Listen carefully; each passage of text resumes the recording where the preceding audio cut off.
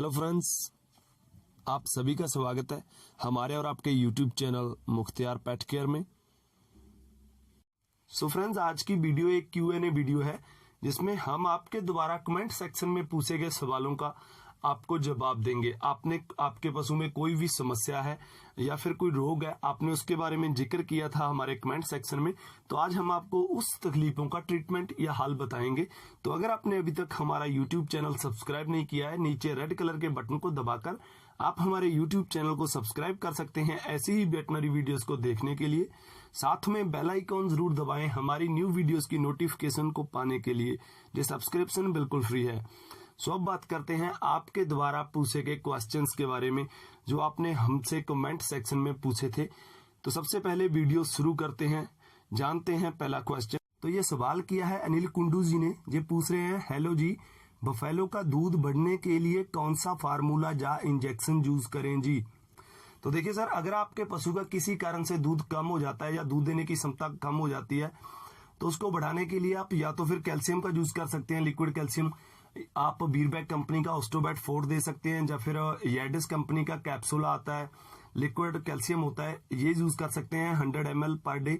या फिर आप लिक्विड फीड कॉन्स्टेंट यूज कर सकते हैं, जैसे बेटामैच आता है या बीटामोर-एच आता है।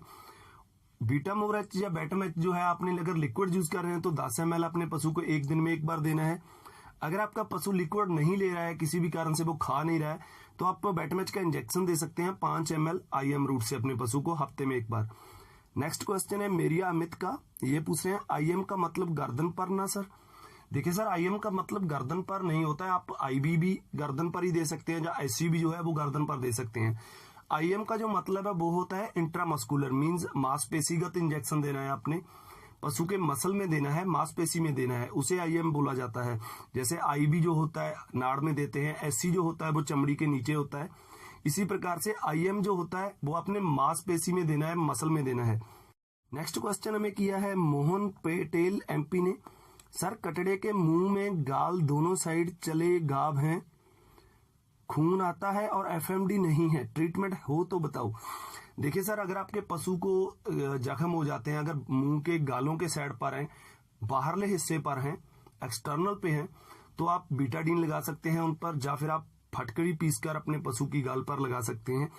अगर अंदरली साइड पर है, मुंह के अंदर है, तो उन पर आप ग्लिसरीन लगा सकते हैं, या फिर जो पोटासियम परमानेंट होता है जिसको हम लाल दवा बोलते हैं, उससे अपने पशु का मुंह साफ करने के बाद ग्लिसरीन अपने पशु के मुंह के अंदर लगा सकते हैं, अगर मुंह के अंदर साले हैं या जख्म है। अगर बाहरले हिस्से में है तो आप बीटाडीन या फटकड़ी जो है पीसकर अपने पशु के जख्म पर लगा सकते हैं। नेक्स्ट क्वेश्चन किया है SMH एंटरटेनमेंट क्रिक बज ने। सर, HS का ट्रीटमेंट बताएं। देखिए सर, HS का ट्रीटमेंट की जो वीडियो है हम बहुत ही छेती अपने चैनल पर पब्लिश करने वाले हैं। गलांगोटुआ रोग के बारे में हमने वीडियो बना ली है, तो आपको एक हफ्ते के अंदर अंदर जो वीडियो है वो मिल जाएगी आपको हमारे चैनल पर। HS की वीडियो आप बहुत ही जल्द हमारे चैनल पर देख सकेंगे। इसका नेक्स्ट क्वेश्चन किया है मोहम्मद सैफ गॉड फार्म जी ने। तो ये पूछ रहे हैं, सर गॉड किड्स मेडिसिन पर वीडियो बनाओ और प्रेग्नेंट गॉड मेडिसिन के बारे में भी वीडियो बनाएं। देखिए सर, गॉड मेडिसिन जो भी मेडिसिन वीडियोस बनाते हैं अपने चैनल पर, कोई भी चाहे वो मेडिसिन की वीडियो है, वो जरूरी नहीं है कि वो गाय भैंस के लिए है, वो आप गॉट में भी यूज कर सकते हैं। और जहां तक प्रेगनेंसी की बात है, प्रेगनेंसी सेफ जो मेडिसिन है वो हम आपको बता देते हैं। जो प्रेगनेंसी में सेफ नहीं है उसके बारे में हम पहले ही बता देते हैं कि ये प्रेगनेंसी में सेफ नहीं है, और जो उसकी डोज है वो आप कम करके दे सकते हैं। वही मेडिसिन गाय भैंस वाली आप गॉट को भी दे सकते हैं, लेकिन अपने डोज का ध्यान रखना है। आप भैंस को 10 ml दे रहे हैं तो गॉट को उसका चौथा हिस्सा जो है 2 से 3 ml अपने पशु को दे सकते हैं, तो आप वही मेडिसिन जो है गॉट में भी यूज कर सकते हैं। नेक्स्ट क्वेश्चन है महेश पवार जट। ये पूछ रहे हैं रिपीट ब्रीडिंग समस्या। देखिए सर, रिपीट ब्रीड की जो समस्या है, हमारे पशु का बार बार फ्रेया होना या गर्भधारण ना करना, ये आज के समय में सबसे बड़ी समस्या है डेयरी फार्मिंग के बिजनेस में। तो इसके लिए हमने पहले भी आपको हमारी वीडियोस में बता चुके हैं कि ये किन कारणों से होती है। अगर आपके पशु में किसी विटामिन या मिनरल्स की डेफिशिएंसी है उसके कारण हो सकती है, या फिर आपके पशु को संतुलित आहार नहीं मिलता है, उसकी वजह से भी पशु रिपीट ब्रीडिंग की समस्या को फेस करता है। तो उसके लिए हमने जो इसका समाधान है, जो इसका ट्रीटमेंट है, वो भी अपनी वीडियो में बताया हुआ है, आप वहां से देख सकते हैं। अगर आपके पशु में रिपीट ब्रीडिंग की समस्या आ रही है तो आप रिसेप्टल इंजेक्शन यूज कर सकते हैं AI के बाद। नेक्स्ट क्वेश्चन किया है हरप्रीत सिंह जी ने। ये पूछ रहे हैं, सर हम आपसे ये पूछना चाहते हैं कि हीट के 1 या 2 दिनों में खून क्यों आता है? I am from Punjab. देखिए सर, अगर आपके जो पशु में हीट के बाद खून आता है, वो जब पशु का ओवुलेशन होता है, मीन्स डिस्चार्ज के साथ खून आता है पशु में हीट के बाद, तो वो जब पशु का ओवुलेशन होता है, मीन्स अंडा जो है वो टूट जाता है, तब पशु की हीट में डिस्चार्ज के साथ खून आने लगता है, मीन्स ब्लड आता है, वो बहुत ही कम मात्रा में होता है। तो इसका मतलब ये होता है कि आपके पशु का ओवुलेशन हो चुका है और अंडा जो है वो टूट चुका है। तो ओवुलेशन के कारण ही पशु में हीट के बाद 1 या 2 दिनों बाद जो है पशु के डिस्चार्ज में ब्लड आने लगता है। तो ये ओवुलेशन का कारण है। नेक्स्ट क्वेश्चन है मेरिया अमित जी का, आईवी मतलब कहाँ पे सर? देखिए सर, आईवी मतलब नहीं होता है कि आप कहाँ पर दें, मींस होता है कि आईवी है, इंट्रावीनस है, आपने नाड़ पर देना है वो इंजेक्शन। जैसे हम नॉर्मल सलाइन देते हैं या फिर बहुत से ऐसे इंजेक्शन आते हैं जिसपे आईवी लिखा रहता है, तो उसका मतलब होता है आपने गर्दन के नीचे अगर आप दबाकर देखेंगे तो आपको जुगुलर वेन जो है वो महसूस होगी, आपने वहां पर वो इंजेक्शन देना है जिस पर आईवी लिखा हुआ है। तो आईवी मींस इंट्रावीनस, मीन नाड़ में देना है, गर्दन के नीचे नाड़ होती है, उसमें आप आईवी इंजेक्शन दे सकते हैं अपने पशु को। नेक्स्ट क्वेश्चन है प्रियांशु स्वीट्स का, आपके वीडियो में हेडलाइन में पेंसिलिन के बारे में जो लिखा है उसके बारे में नहीं बताया, क्या इसको पशु को देने से पशु का दूध सूख जाता है? अगर ऐसा होता है तो उसका दूध वापस कैसे आएगा?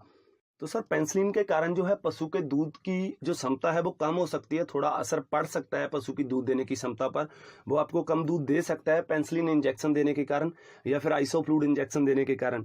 तो इस दूध को आप वापस लाने के लिए, उसकी क्षमता को बढ़ाने के लिए, या तो आप बेटामैच इंजेक्शन जो है इस इंजेक्शन के साथ यूज कर सकते हैं, या फिर आप बाद में जो है बेटामैच इंजेक्शन दे सकते हैं या बेटामैच लिक्विड दे सकते हैं। तो इसको जो आपने यूज करना है बेटामैच इंजेक्शन, आपने 5 ml IM रूट से देना है अपने पशु को 1 हफ्ते में 1 बार।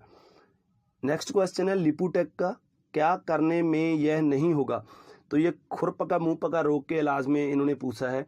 तो देखिए सर, जो फुट एंड माउथ डिसीज है जिसको हम FMD बोलते हैं, इसको रोकने के लिए एक ही इलाज है कि आप अपने पशु का वैक्सीनेशन कराएं, अपने पशु को वैक्सीन दें FMD की। इससे आपके पशु में 1 साल की इम्यूनिटी आ जाती है और 1 साल तक आपके पशु को जो है FMD नहीं होता। तो इसका एक कंट्रोल है कि आप अपने पशु में वैक्सीन जरूर लगवाएं। नेक्स्ट क्वेश्चन किया है जुम्हावरी हीरो ने, मेरे काऊ के मुंह से नाक से लार गिरता है, खाने पीने में कोई प्रॉब्लम नहीं है, लार कम करने के लिए कोई दवाई है?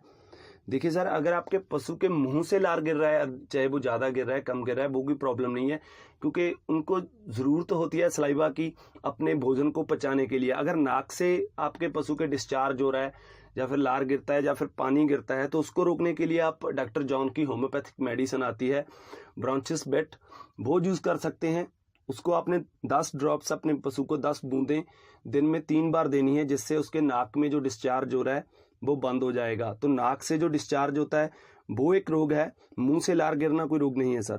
तो नेक्स्ट क्वेश्चन किया है सोहेल मुहावाला ने, ये पूछ रहे हैं सर बुल की स्पर्म क्वालिटी 80 हो, स्पर्म मींस स्पर्म क्वालिटी 80 हो और बुल को एक्टिव करने के लिए कोई इलाज बताओ। देखिए सर, अगर आप आपके बुल की स्पर्म क्वालिटी को बढ़ाना चाहते हैं और उसको एक्टिव करना चाहते हैं, तो इसके लिए आप एलोपैथिक में एक इंजेक्शन आता है, पेल फार्मा कंपनी का एक हिट इंजेक्शन आता है, एक हिट आप उसे यूज कर सकते हैं। पेल फार्मा कंपनी का इंजेक्शन है जी, आपने 5 से 10 ml अपने पशु को IM रूट से देना है, 1 हफ्ते में 1 बार ही देना है। इससे आपके बुल की स्पर्म क्वालिटी जो है वो बढ़िया हो जाएगी। नेक्स्ट क्वेश्चन है शाहिद कुरैशी जी का, तो ये बोल रहे हैं आईयू को डिफाइन कर दें, थैंक्स। देखिए सर, आईयू जो होता है, अगर हम आईयू रूट बोल रहे हैं तो वो इंट्रा यूट्राइन रूट है, मीन्स आपने जोनी मार्ग में दवाई जो है वो भरनी है। अगर हम किसी मेडिसिन के बाद आईयू बोलते हैं तो वो उसकी यूनिटीज हैं, वे आपने इंटरनेशनल यूनिट जो है वो इतनी देनी है। तो आईयू 2 प्रकार का होता है। इसका नेक्स्ट क्वेश्चन है मेरिया अमित जी का, मेरी भैंस को ये रोग हुआ था, मैंने आपको बताया था सर, अब वो ठीक तो हो गया लेकिन 50% मिल्क कम आता है, क्या वो अब बढ़ सकता है कि नहीं? देखिए सर, अगर कीटोसिस की वजह से आपके पशु का मिल्क कम हो जाता है, उसकी दूध देने की क्षमता में कमी आ जाती है, तो इस कारण से होता है कि पशु में एनर्जी की कमी हो जाती है, जिसके कारण हमारे पशु को कीटोसिस होता है। तो कीटोसिस के कारण दूध में आई कमी को आप बढ़ा सकते हैं। अपने पशु को जो है आप संतुलित आहार दें जिसमें उसको एनर्जी की कमी ना हो, कार्बोहाइड्रेट्स की कमी ना हो, और साथ में आप बेटामैच इंजेक्शन दे सकते हैं या फिर बेटामैच लिक्विड दे सकते हैं अपने पशु को। अगर आप बेटामैच लिक्विड यूज कर रहे हैं तो अब आपने 10 ml अपने पशु को 1 दिन में 1 बार देना है। अगर आप इंजेक्शन यूज कर रहे हैं तो 5 ml IM रूट से हफ्ते में 1 बार देना है। तो अगला सवाल है मलेक कुमार विश्वास जी का, please this type of discuss video on got, if you से छोटा पशु गॉट शीप एंड बड़ा पशु cow buffalo, it is more understandable, thank you. देखिए सर मलेक कुमार जी, हम जो भी अपनी वीडियो में मेडिसिन बताते हैं वो काउ और बफेलो के बारे में बताते हैं, जो भी ट्रीटमेंट बताते हैं, लेकिन आप अगर अपने पशु में काउ या गॉट और शीप में ट्रीटमेंट करना चाहते हैं या मेडिसिन लगाना चाहते हैं तो आप उस डोज को 10, अगर हम 10 ml बताते हैं तो आप 2 से 3 ml दे सकते हैं, मीन्स 4 गुना घटाकर अपने पशु में दे सकते हैं। लेकिन आगे से हम ये भी ख्याल रखेंगे कि आप छोटे पशु जो होते हैं गॉट शीप के बारे में भी आपको ट्रीटमेंट बताने की कोशिश करेंगे। तो अगला सवाल किया है गुरदीप कुर्र जी ने, सर पॉक्स की पहचान, रीजन और ट्रीटमेंट पर वीडियो बनाओ। देखिए सर, आपको ऐसी वीडियो हमारे चैनल पर बहुत ही जल्द देखने को मिलेगी। काउ पॉक्स, जिसको हम पशुओं में चेचक रोग बोलते हैं, इस टॉपिक पर वीडियो हमने तैयार कर ली है। आपको आने वाली वीडियोस में ये बहुत ही जल्द वीडियो देखने को मिलेगी। हमारे चैनल पर हम 1 या 2 वीडियो में इसे पब्लिश कर देंगे, तो आप बहुत ही जल्द काउ पॉक्स के बारे में या उसके ट्रीटमेंट के बारे में वीडियो हमारे चैनल पर देख सकेंगे। तो अगला सवाल हमें किया है सोहेल मोहेवाला ने, मेरे जहां 10 में से सिर्फ 4 या 5 भैंस ही प्रेग्नेंट रहती हैं, इसके लिए कोई इलाज?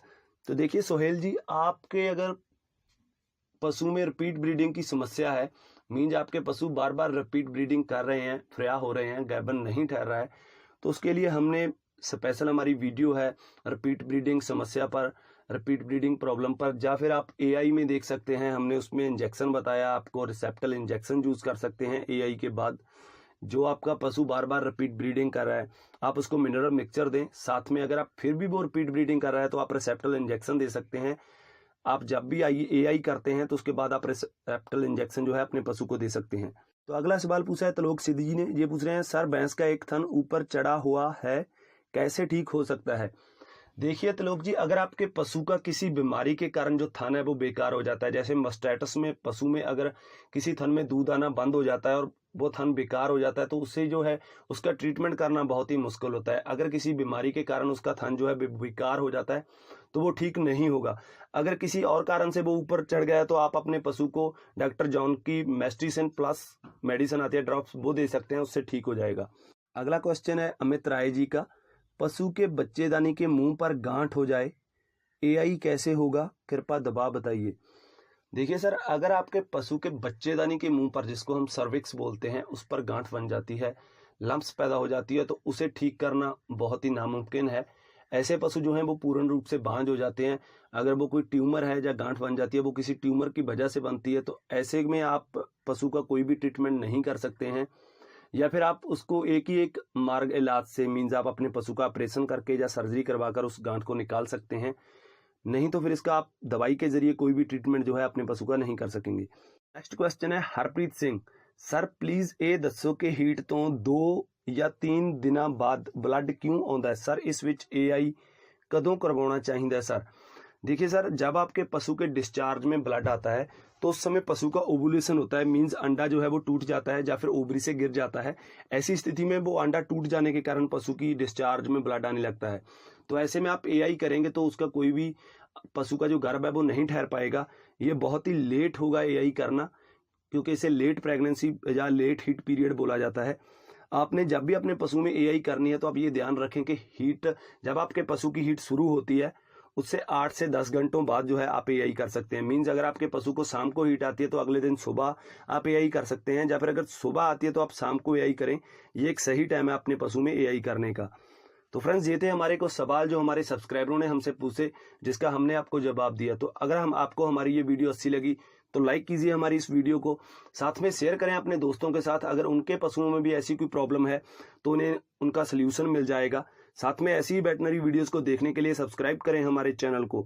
हमारी वीडियोस को देखने और पसंद करने के लिए आपका बहुत बहुत धन्यवाद।